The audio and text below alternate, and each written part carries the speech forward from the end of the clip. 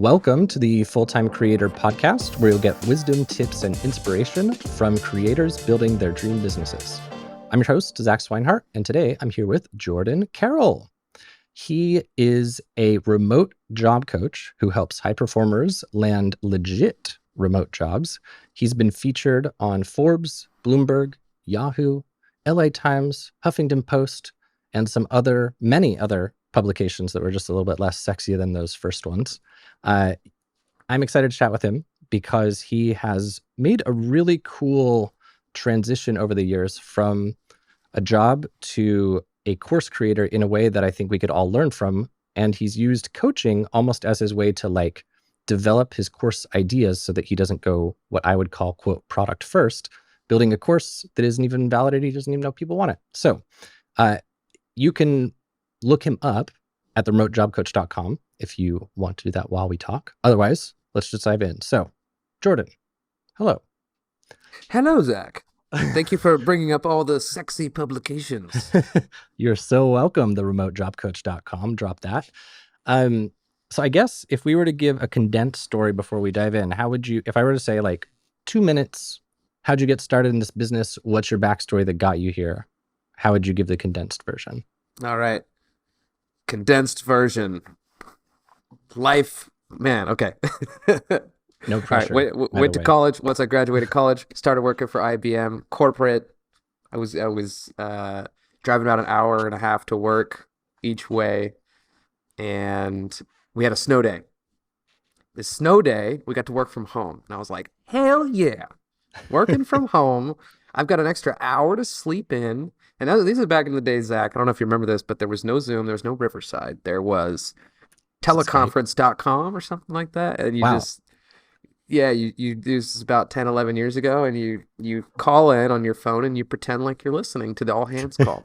So that was the reality of the initial part of my remote journey, was that work from home day. Now those got more and more and more sexy to me, because not only was it the coldest winter in Boston at the time for 10 years, but I actually negotiated work to be remote for more than just those snow days. And then we started being remote more often, started working more like work from home. But I could also travel a little bit when I wasn't at client sites. And that led me to be like, okay, this remote work thing's pretty cool. Left IBM, left the corporate stuff, went to a smaller PR firm, enjoyed it, but then had existential crisis, wanted to break up with my girlfriend, wanted to leave Portland, Oregon, and was like, I need to travel the world. This was back in 2017. And I said, I'm going to travel the world with this company called Remote Year. You know what Remote Year is, Zach? I do. I remember, I feel like when I was digital nomading is when they kind of got started. It seems like a cool thing. It's a very cool thing, especially for people who are early in that journey, because they create a structure for you. So you pay them a monthly fee. It's a nice productized service. They set up all the logistics for you to travel from country to country every single month with a group of other people. And so I had 50 people in my group. We went on for about 4 months. But the real reason I went on this Remote Year journey was because I wanted to work for Remote Year. Because I was like, Remote Year, I remember I had the introductory call with the guy who was going to sell me the program. And he's sitting there, this little beach bum. He's got a tank top on. He's got a surfboard in the background. He's maybe in some co-working space. People are walking around in the back. And he's like, hey, man, so you want to do Remote Year? I was like, no, I want your freaking job, dude.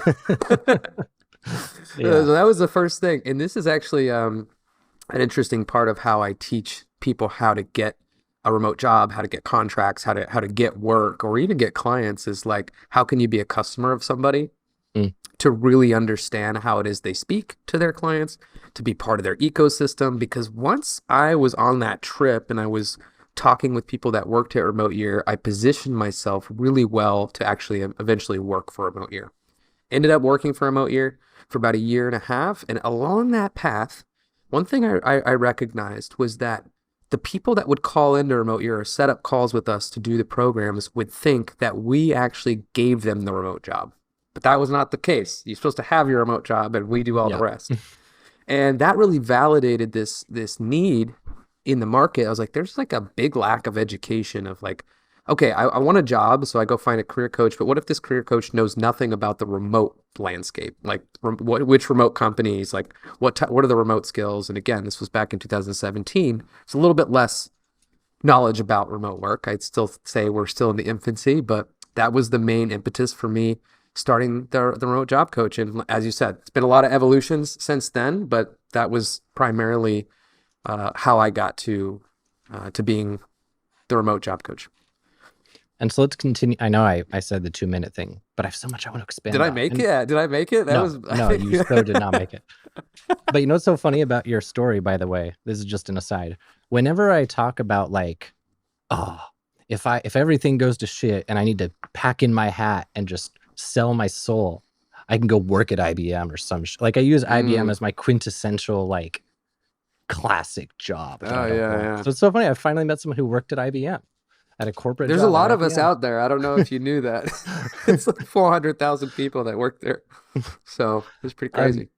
But so to continue the story forward. So IBM, PR firm, remote year, and then started remote job coach. And I skipped over a few too. I skipped over a dating coach I worked for. I skipped over a few other contracts that I had, but you got it mostly. Well, one thing I do want to touch on, because it was something that stuck out to me. I was recently interviewing Jesse Hanley, who's the founder of Bento, email marketing software. And something that was cool about his backstory is that when he was working at his various jobs prior to starting his own businesses, he was almost in these like everything roles where he's not at the job to do one specific type of thing. He's there kind of like doing a little bit of sales, doing some tech stuff, just doing all these various kinds of things. And I thought it lent itself well to like starting a business. On the other interview of yours I heard, I don't think I got the whole scope. When you were at Remote Year, what all were you doing there? And was it like an everything role or was it like a specific thing? Very specific. It was a program consultant, meaning I was the guy selling the programs, just like the guy who I first met. He ended up being on my team. Okay. And when I was on the actual program, so with Remote Year is a fully remote company, but they do have people they hire to like go with the groups, right? Like there's a program leader that actually travels with the group. So they're not remote, they're on site traveling with the groups every single month. But I was a program consultant. My role was completely remote. It was a W-2 as well. So like I was W-2 with benefits. The salary wasn't great. There was a commission structure, but I did also get Remote Year for half off. So I would travel with programs without needing to have any, real responsibility with them, but I would have metrics and quotas with my sales position. Yeah. And so the vibe I got was that you kind of started the remote job coach like as a side hustle simultaneously while still working at Remote Year. Is that right? Yeah, because I was selling the programs, and what would happen is that 50% of the people that we would talk to as leads would be asking, oh, like, how do I get a remote job? And I'm like, okay. So I just started creating resources. I created like an Excel sheet. That was the first thing I think I did, was an Excel sheet with like remote job boards.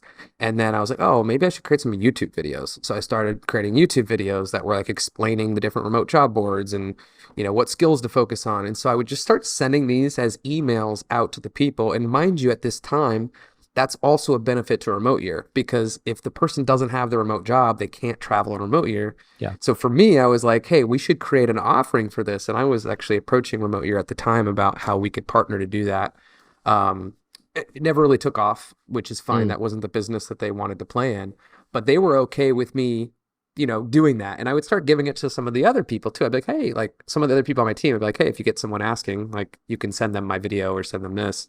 And then eventually, when I started taking on some clients, I was like, oh, okay, like I can actually make some money with this. And that was really what forced me to choose a path at some point. Okay. So did your first remotejobcoach.com coaching clients come from leads like from Remote Year or totally like organic from your YouTube videos, or where'd your first coaching client come from? I think Instagram. Like organic Instagram, not someone. Yeah. And I don't know how they found me exactly, but maybe a message on Instagram was exchanged, and they'd been following me for a while. And then, I would get DMs quite frequently because I would post, I'm like in Croatia this month, I'm in Lisbon the next month, I'm in, South Africa, and people are just like, how are you doing this? Because I imagine that you work. I'm like, yeah, I work a full-time job. And man, I was in these co-working spaces. We had some really extreme call metrics at that time. It was 80 calls a day or an hour and a half of registered talk time. So, and there's a leaderboard on Salesforce, and they were they were a pretty serious operation at that time. So yeah, I was working a lot, and I would just get people that were asking me the same questions over and over and over Mm, again. cool. So let's continue the story forward. So you started as the remote job coach, just doing coaching. And then I believe I heard you launched a course and it kind of like flopped at first or something Oh like that. yeah, it was just, the funny, like I look at it as like, I mean, that's all data, but I launched the course. I had maybe a couple of clients that I had worked with, and I launched this course thinking like, okay, the world needs this. And the reality was, after I started working with a few other people and they were going through the course, they would tell me about what didn't make sense, what was out of order. And here's an interesting part about being a course creator is if you don't create things modularly, like I would create things like, hey, welcome to lesson 3.2. This is this. And like at the beginning of the video, and then I would realize lesson 3 actually should go after lesson 6. And I just totally boxed myself in with like every single 3.2, 3.3, 3.4. So that was a really Yeah. big learning experience, was how do I create in a modular fashion where this piece can completely be independent from other things and it can move. It may reference other learnings, but it's not saying it in an order in which can't be changed at a later time. So that was like the first evolution was, wow, this order is really off. I thought people should do this step before, but then now actually taking people through this process, this step should be before that. So in your mind, if you were to do it again, or if you're giving advice to the younger version of yourself, would you say that before you even create a course, you should coach enough people enough times that it feels repetitive and boring because you're subconsciously walking them through a course? Or do you think it makes sense, make a course, iterate? I definitely prefer the first one, but I don't know if I would say it as extreme as you said. I would do some one-on-one, and then I would try to run a cohort, and I would record all the cohort calls. And then I would just use those cohort calls to create the course to start, and then just sell it as a packaged version. So what you do is there's kind of like this path of coaching versus creating the assets that do the coaching for you. And what I realized over time was that I didn't want to come to coaching calls to teach. Yeah. I wanted people to learn on their own time from pre-existing content, so that when we got on the actual coaching calls, it was more of coaching, where they're like, hey, I watched this video, I took this action, this was the outcome, what kind of feedback can I get? Rather than, how do you do this? Yeah. So there's a really big distinction there that I had to make. And if I were to redo it, it would be pick up some one-on-one clients and just like work through the process with a few different target avatars, kind of create that structure of who it is that these people are, who they're not as well, and then put together a cohort. And you do these things at a very low cost, and or do it for testimonials. Depending on where you're at in your journey, you have a little bit more leeway to do that or not, and then use the recorded calls for the trainings on the cohorts as the training material that's in your course for the next cohort. That's a smart idea. So like you would, yeah, I guess if you were clever about it too, you could even structure, like if it's a 1 hour training each week, you could even structure it where you could chop it into the lessons later if you intentionally kind of marked with your words. Yeah. Yeah, I like that. So and let's literally, and there's this whole, I don't know if you talk to any like feminine embodiment coaches. I don't know if you really know this world, but there's like this whole group. This is what my girlfriend does. So it's really funny to see how a lot of their practices, I mean, the feminine and the masculine are very different in the terms of how they do things, especially in business. But there's like this level of flow and level of like, I don't give a fuck type attitude, where most of these like feminine coaches are just doing exactly that. They are minimally launching these modular programs where they take a cohort or group through trainings, record everything, put it into like YouTube unlisted, and then just list them on like a Facebook group, and then put people in the Facebook group once they pay. And some of them are making, high 6 figures, millions of bucks a year, because they really speak to the emotional side of like what those women are needing. So I'm much more structured, and I like to have like everything, really mapped out a different way. But it's interesting how the range of what you could do, you can really challenge your assumptions about what Yeah. would work and how people want to learn. Yeah. I mean, I guess ultimately when someone buys a course, they want a specific transformation in Yep. as short of a time as possible. It's easy to get locked into the how, like, oh, we need to set up a specific course platform and all these lessons, and we need a circle community. No, Yeah. you could just have a Telegram group and some unlisted YouTube videos. Yeah, Yeah, yeah. it's cool. And Zach, one quote I really love is is really about that kind of mindset, which is the best way to teach is the best way that's understood. So Mm. it's like make it freaking easy for the transformation. It doesn't matter what the freaking platform is. It doesn't matter, how overly produced your videos are. If you're getting people transformations and they're learning, like I think course creation has gone in the opposite direction where it's like when I was first starting, it was like people were launching all these freaking bonuses, right? It's like bonus stack, like Yeah. add 30 bonuses and add all this perceived value. Now it's like if you look at like a guy like Justin Welsh, who's I think one of the best prolific single person course creators that are out right now.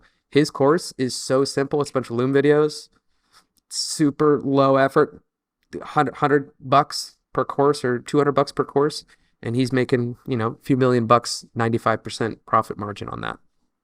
Yeah. Yeah. And they're getting you the wins quickly. That's the thing, that something I often run into is I want to give everybody all of the necessary information laterally. Same. Yeah. But I think Alex Hormozy, as I'm listening to his, I think it's $100 million offers. Yeah. Yeah. I'm thinking about like, how can you accelerate those wins? And the trouble is that if you try to fill out all of that detail, maybe they never even get to the point where they could have had the win. Yeah. So what's the way you can just smash into the win? It's going to be rough and ready and not very good, and then maybe give info. I don't know. I haven't come to a decision about the quote best way yet, but yeah, this is an interview, right? So let's ask you. So if you had a course and you wanted to give someone all this fundamental info, but all that has to happen before they could get the win, do you think you'd ever try to do it where you just like take out that win part, shove it at the beginning, give that little encouragement, then do the info, then do it the proper way? I don't know. How would you do it? What did you do? Yeah. Yeah. I love the idea of that. I think the way that I look at things in theory, it's not always in my own practice because similar to you, I overload and I make things much more complicated before making them simple. It's just been in my nature in the way that I've observed how I do things. But I would I would work with creative constraints. I would say if someone had to learn how to do this transformation in 2 hours or less, how can I make a course that would do that? Mm, And you challenge yourself creatively to figure out that problem, and then you've got the course that you want. And you also create other constraints. So like one of my creative constraints I'm doing right now is that I am filming 2 YouTube videos a week. However, I can't spend any money on editing. I can't spend more than an hour total on everything. And the cost of the video has to cost $35 or less total with labor. So for me, it's like the creative constraints that I've put around that force me to like be super, super intentional about what's needed.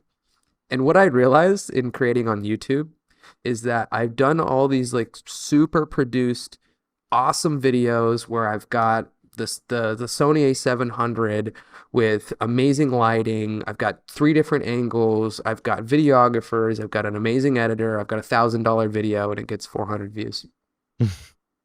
And I do a freaking screen share video of me showing a job seeker or a freelancer how to use ChatGPT in this one obscure use case, and it's got 7K views in like a couple weeks. And so for me, I'm like, all right, what's the destination that I'm getting to? And based on the data that I have, how can I create the creative constraint so that I get the result and I'm not killing myself in the process? yeah. Yeah. And I think it's easy with YouTube as well to get led into the production quality thing, because I think there are a lot of YouTubers, like the YouTubers who teach YouTubers how to become YouTubers. I feel like they often are saying, I can think of many videos where they show their metrics and they show a little arrow and they're like, this is when I upped Yep. my production quality. And then it's like, so there's a lot of data out there saying you got to do it. But that's a whole different niche. It's a whole different experience. So Mhm.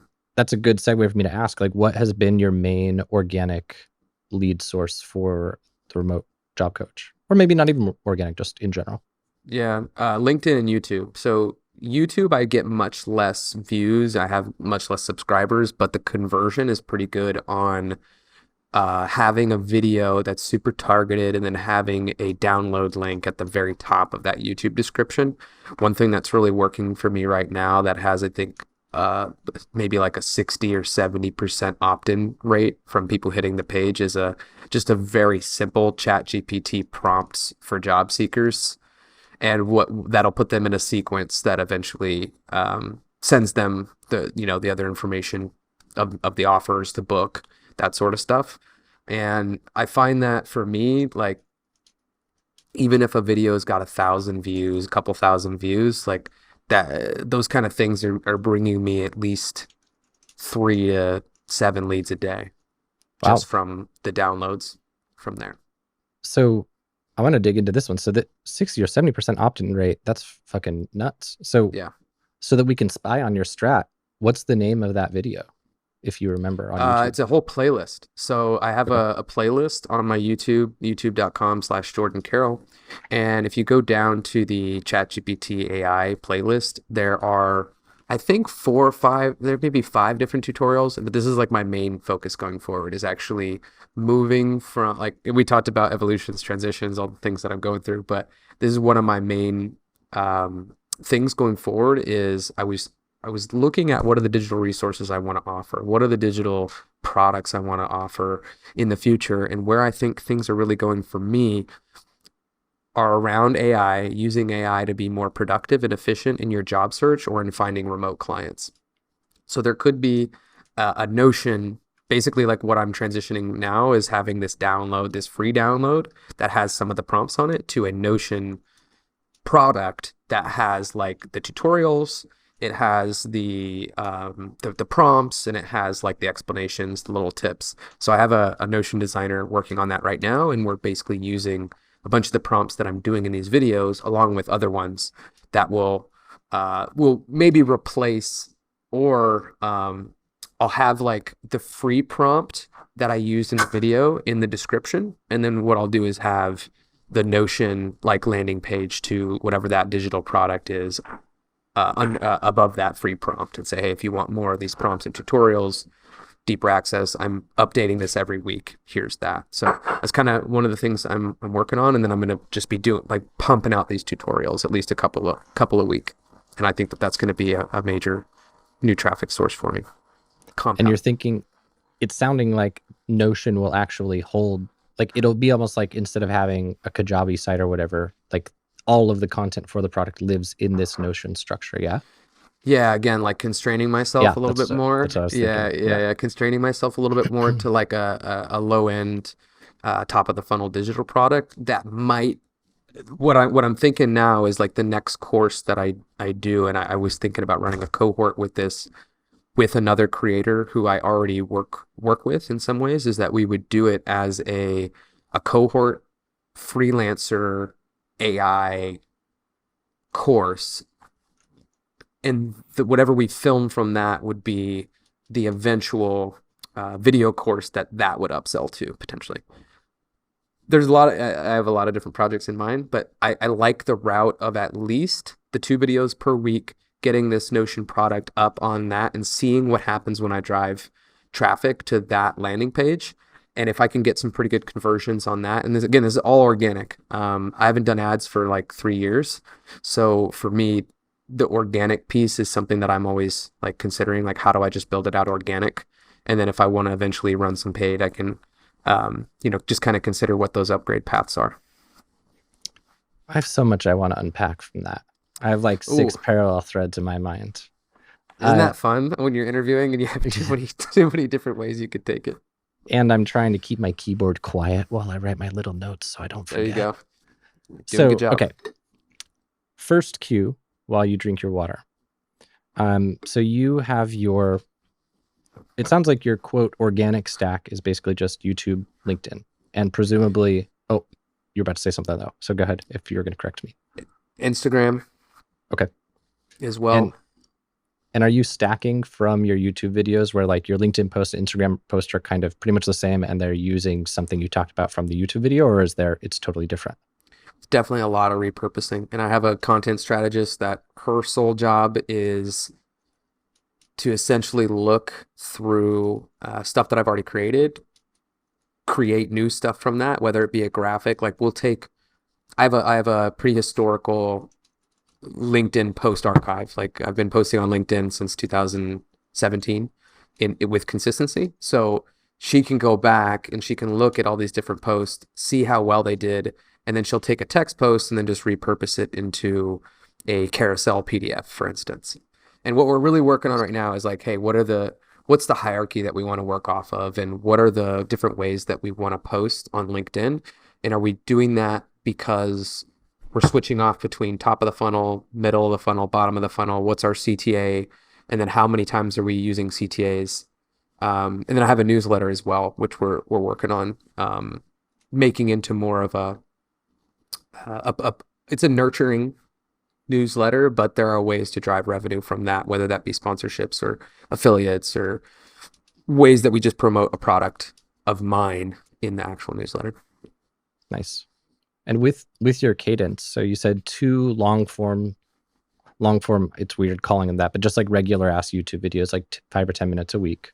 Are you doing shorts and stuff, or what? Like, you're about to correct me, maybe they're different length, but what's your YouTube KPI?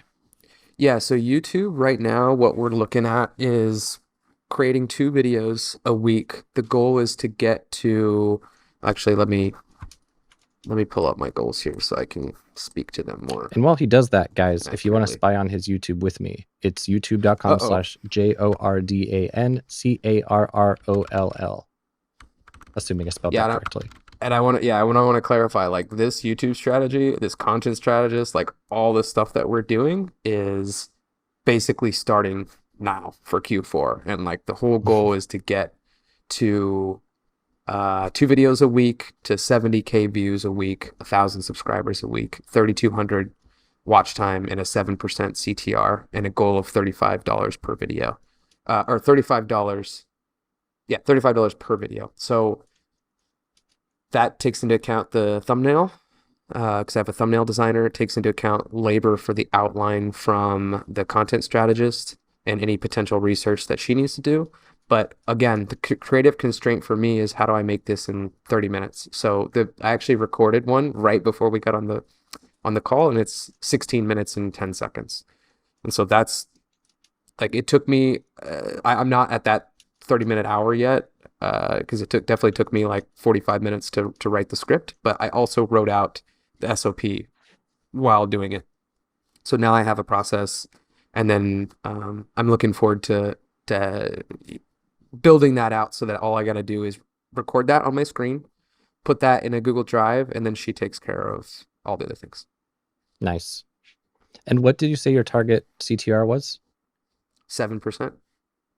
So you would essentially go 7% from YouTube to the opt-in page, which is converting at 60 or 70%. That would be like your top of funnel flow, yeah, ideally. For the free download of the ChatGPT. Now, if we were looking at a paid low-end product like the Notion database that we're creating of these, that's obviously going to be less, like significantly less. But yeah.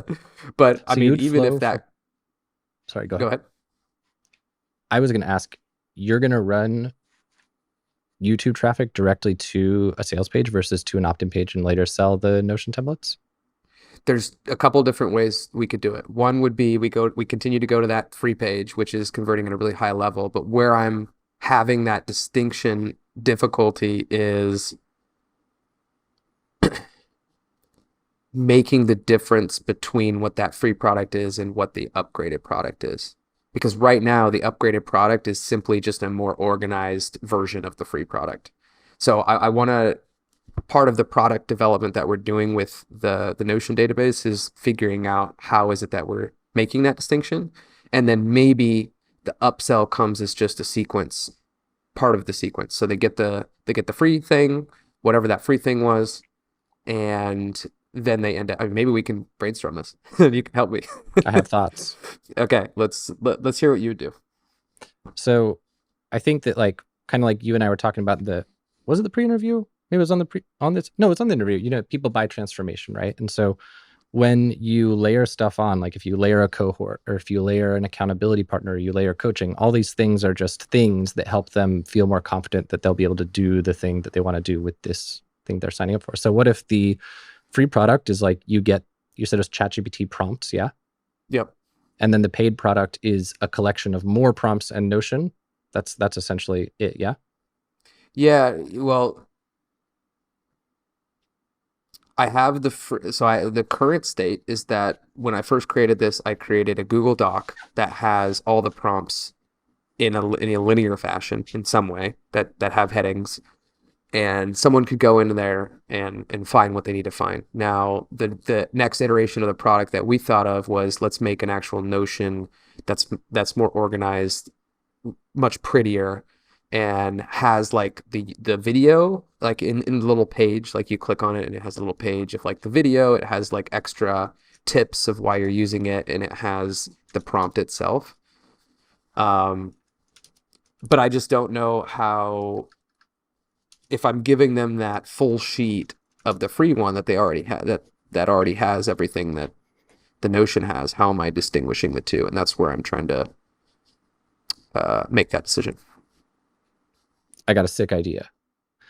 But before I tell you the sick idea, I need to just clarify that I understand it correctly. So these are ChatGPT prompts for job seekers to like pitch a remote job, basically, yeah?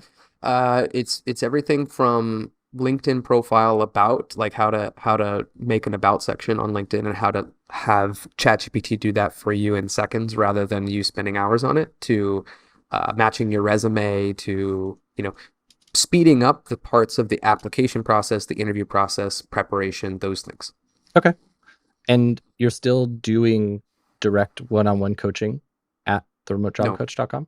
Okay. No, we have, well, I have an offering, but it's more of a price anchor on there at the high end, because I really don't want to be working with people one-on-one. Okay. It's available if someone wants to work at that level. But for most job seekers, with the price sensitivity that I've seen in the market, that is a very higher end of job seeker, which is fine. But that's who I want to target with that. And then there's a group offering that is in the mid tier, and then there's the self-paced, which is at the lower tier. Okay. So here's the sick idea then, and it would work with your group option. So to me, if I download these prompts, like, and I'm speaking from course feedback from my students, something that I hear all the time is that people really want to see actual examples of the thing in the real world. And what to me would be super sick if I downloaded these prompts, because like the thing with filling out an AI prompt is, okay, I did the prompt, I got the thing back, but I don't actually know if it's good. I don't know if this is good enough. Jordan would say this is good. So a cool thing would be like, what if the paid product is that Notion database? Sure. But the positioning is that you get to have Jordan walk you through filling it out. Sure. But the sick part is that you also get access to this vault of live feedback where Jordan walked his students through these exact prompts. And then Jordan did like teardowns to these prompts of like what he'd tweak and stuff, so that you have more knowledge and expertise now as you're using these prompts on your own. Maybe that would be the value delivery, because then you're getting like examples and you're getting more training and walkthrough. I don't know.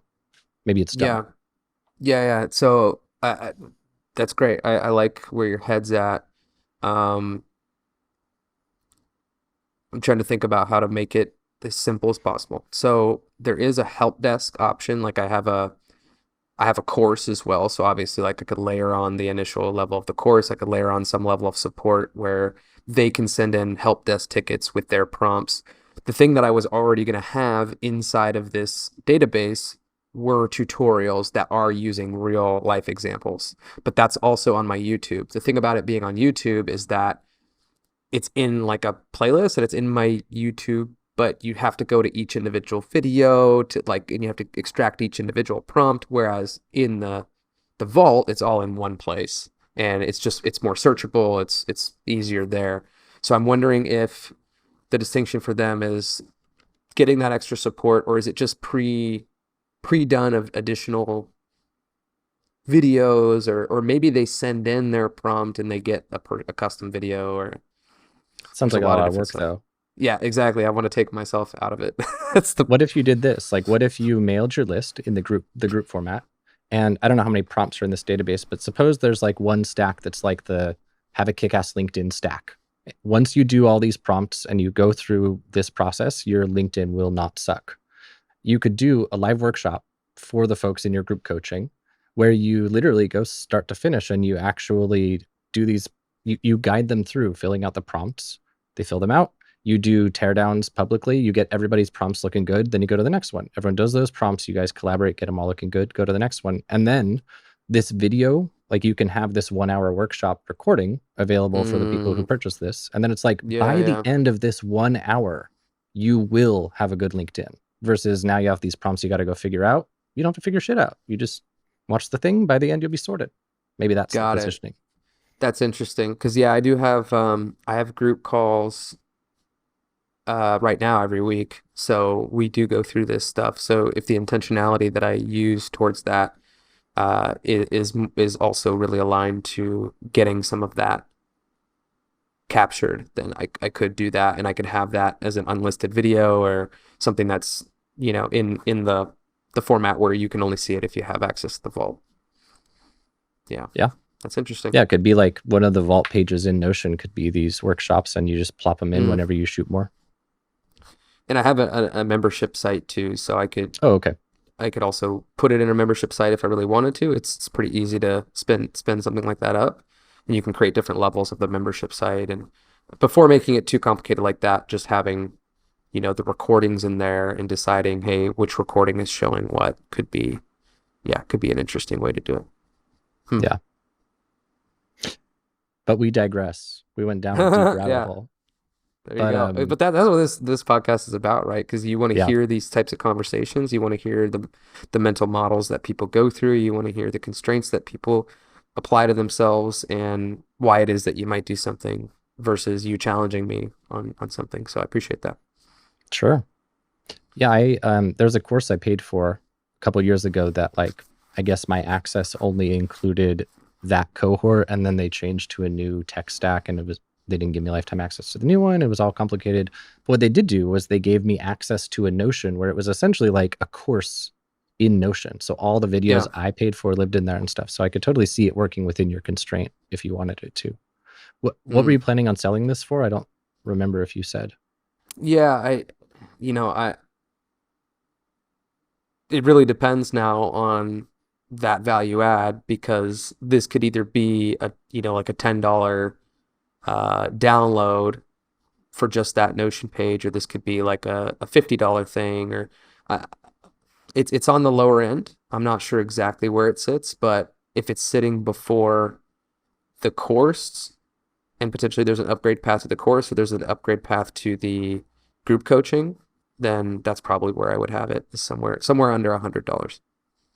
Yeah, I think a lot of people do the bump with these kinds of lead magnet to cheapo upsell flows where you would fill out your email for the lead magnet. They're like, cool, your thing will be on its way to your inbox in the next 5 minutes. While you wait Mm-hmm. for that delay to happen, how about you watch this little sales video? And the Yep. sales video pitches you on your nice little offer for this dope Notion thing plus this workshop where, okay, sure, you downloaded these, but if you want to put them into place now, you can join this thing for $20, normally $100. Although digging into the ethics of that, I would always find interesting because I Yeah, vacillate a little bit.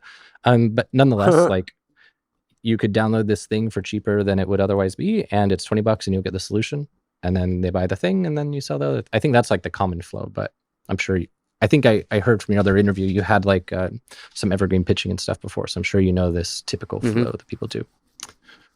Cool. All right. Let me try to get us on track. Is there anything else you want to talk about on this before we pivot away? No, I think we've derailed for long enough where we've lost, hopefully not everybody. Yeah.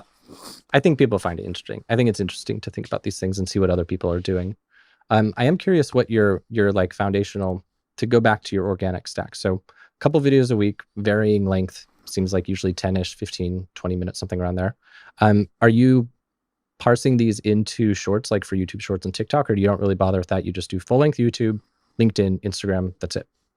So I did have a process when I had higher produced videos that were more so like, let me just describe the challenge of doing that for the videos that I'm creating now. The videos I'm creating now are tutorial videos where my head's off to the side and I've got like a screen share with ChatGPT. And I'm going through like today I was going through job descriptions and how to analyze job descriptions in like 15 seconds, right? So for that to turn into a short form video, the aspect ratio in which I shot it is not great because my head's over here, the content's over here, and it's just not an aesthetically good short video. So what I used to do is and if you look at my YouTube and you look at videos, there are some really high produced videos in there that have been turned into shorts and have done okay. But those ones are more the stuff that I used to create, and that was like the higher production stuff. I do have a process that one of my assistants does every week where she actually takes small clips of old videos that I have and puts them in as intros and outros. And then she'll go in and she'll feature a different website, a different remote job, a different weird remote job. Like we have a couple different categories that we feature in my shorts. And she'll go in and she actually records the whole thing and she puts the whole thing together and posts it for me. So I sometimes I don't even know what it's going to be. And she's creating those every Wednesday. So we do have a flow for that, but that's independent of the current long form that I'm creating. Okay. And you're shooting your long form, what you said with Loom, yeah? No, QuickTime. Okay. But it's screen share with your face like in the corner or something on Yeah. So with QuickTime, you can, if you have a Mac, QuickTime is native in Mac. You can just open a start movie share, and that will bring up your face, like looking at like this does. And then you put that in the corner, and then you go to view, and then you say float on top, and then you'll float on the top of every other screen. So even if you click on something, it won't disappear. And then you just go to screen share on QuickTime and then record over it. Okay. So at the risk of making us digress yet again, I do have one idea for you. If you wanted to, if you did want to stack shorts, the way you could do it is that you shoot your normal video. And then while you're going, like right now, by the way, while we're talking on our interview, I have Fathom up, which is an AI note taker. Yeah, I know Fathom. Yep. So I have it marking gems. So far I have 7 gems marked that Jordan said. I'm like, ooh, turn those in shorts. But what you could do is you could shoot your video, and then once you're done, it would be a nice way for you to digest it anyway. You'd be like, what did I notice? What were the trends I noticed? And you'd say, here are three things I've noticed about like job ads that would make for an interesting short. Like I could say, here are the 3 most common types of job ads or whatever. And then as soon as you're done shooting for the day, you just hit record again for full face. And you say, here are like the 3 most common job ads you'll find, boom, boom, boom. That might be a flow to do because then you're in the headspace. I don't know. Anyway, talk about it later, but. Always interesting. I love ideas. I love ideas. So before we transition out, I just want to establish for my own knowledge what your cadence is for social and stuff. So do you aim for like 1 a day on LinkedIn, 1 a day on Insta? What do you try to hit? Yeah, current metrics are 1 a day, 5 times a week on LinkedIn. Instagram, we have 1 reel a week, and then any of the personal posts that I want. And then we're working on converting a few different posts that go on LinkedIn to Instagram. Sometimes it doesn't always contextually make sense, but for our Monday post, it's gonna contextually make sense. So that's a good reminder because I was supposed to send my assistant a note about that. So there'd be a couple of different Instagram posts, and then YouTube. The cadence is 2 long form, 1 short form per week. And yeah, we're tracking those process metrics, and then we're also tracking the outcome metrics, and we have some things that we want to hit by the end of the year.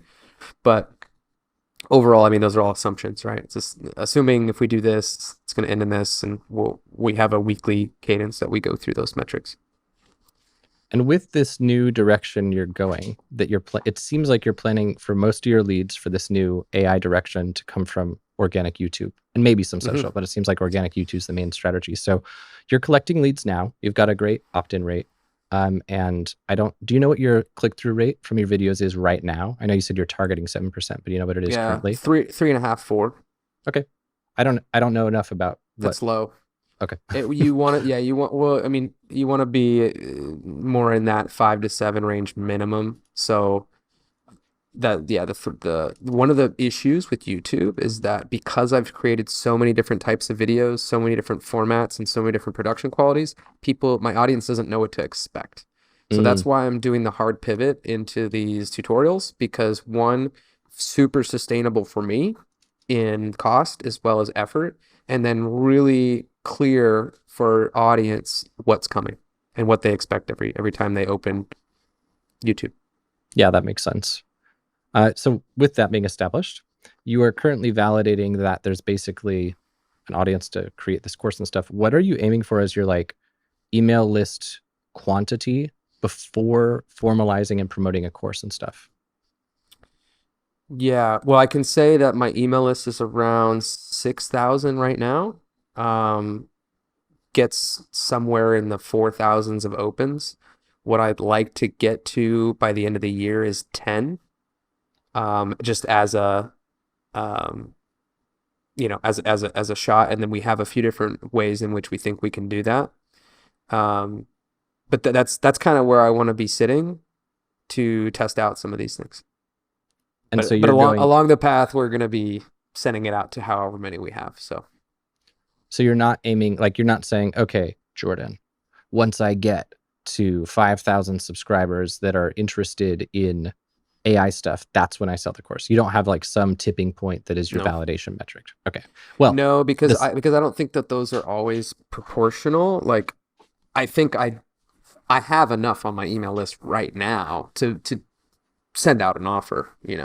Like for me, that's not necessarily an issue. Okay. So you're going more for like life cycle metrics that it just seems to be something people like. Yeah, we'll look at also historically, we've been seeding this AI stuff for a while because it's been part of my newsletter editions. So I'll like have the tutorials that I've done before, the free prompts that I've had in there, like we seed that stuff in the newsletter. So people have started to see it, so they're desensitized to it. And then I have real-time feedback every week. I run two different at least minimum two different groups a week and up to 30 clients a week that are seeing this stuff.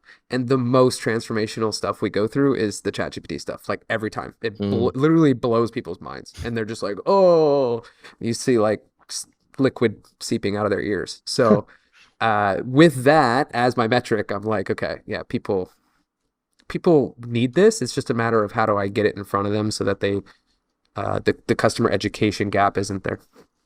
and if someone's listening and they want to bleed out of their ears with this stuff, is it just at theremotejobcoach.com? Like just sign up in the list there and I'll hear about these things? Or how would I Yeah, get into yeah. the communities where you're doing this stuff? Yeah, exactly. I have a newsletter. So if you go to the remotejobcoach.com, it's the opt-ins right at the top. And I send remote jobs every week, as well as different ChatGPT prompts, as well as different remote events, different remote tips. All that stuff comes in the Wednesday kind of weekly newsletter. And then also on my youtube.com/Jordan Carroll is where all the tutorials are going to be posted, all the free ones.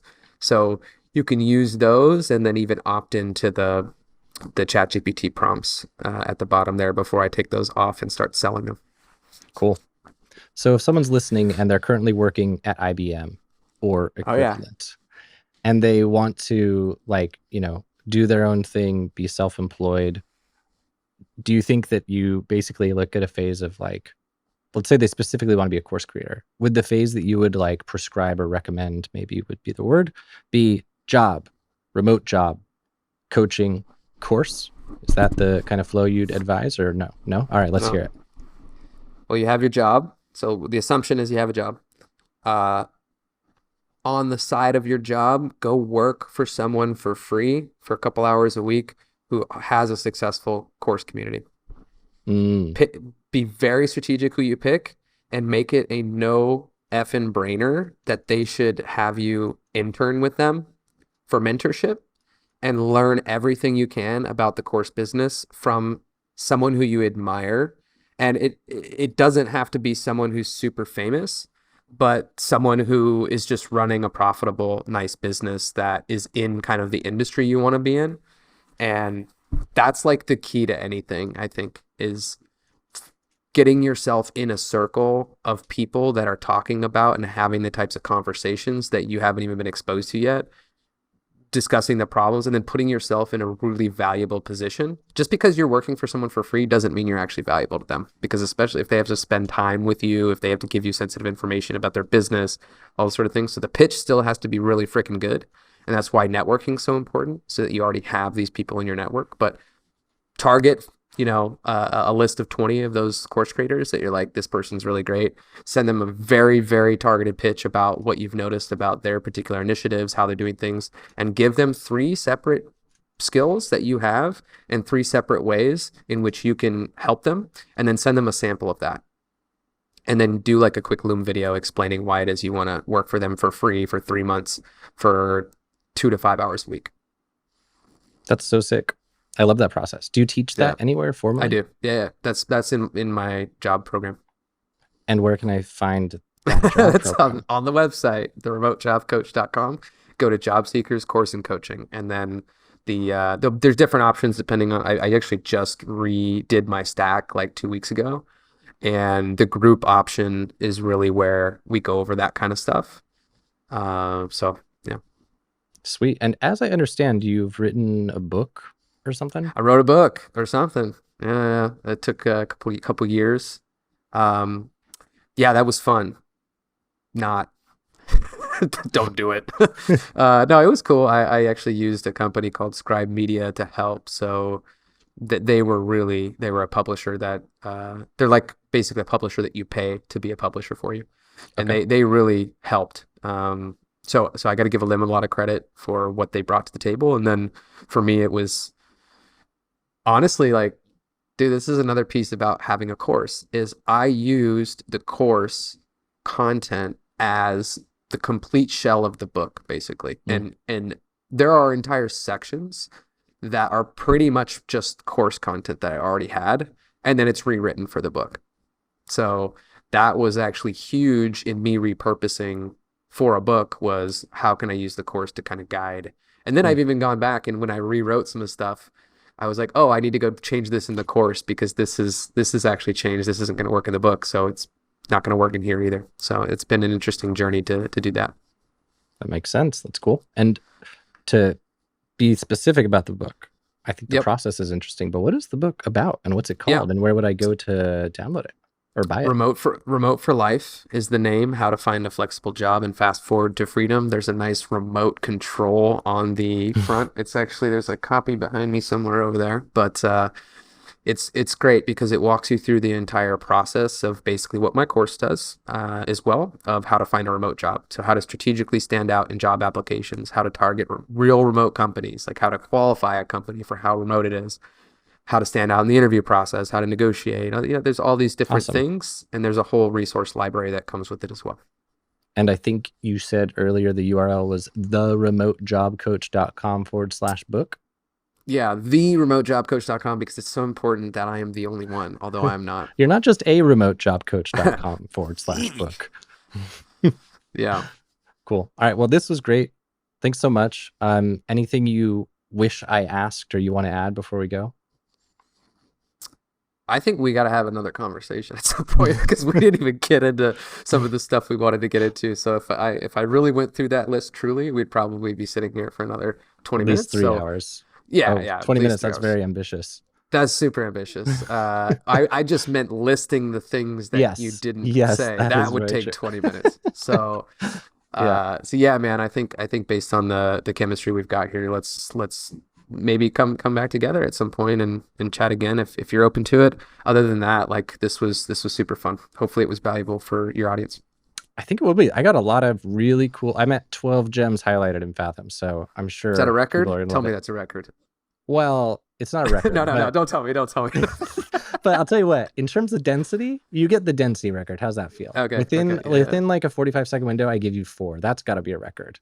Okay. Cool, but it's the 30. This has been there's actually been kind of a long interview, but normally I do 90-minute interviews. So they have more time to get the gems. It's not about you. It's about the interview. It's about me.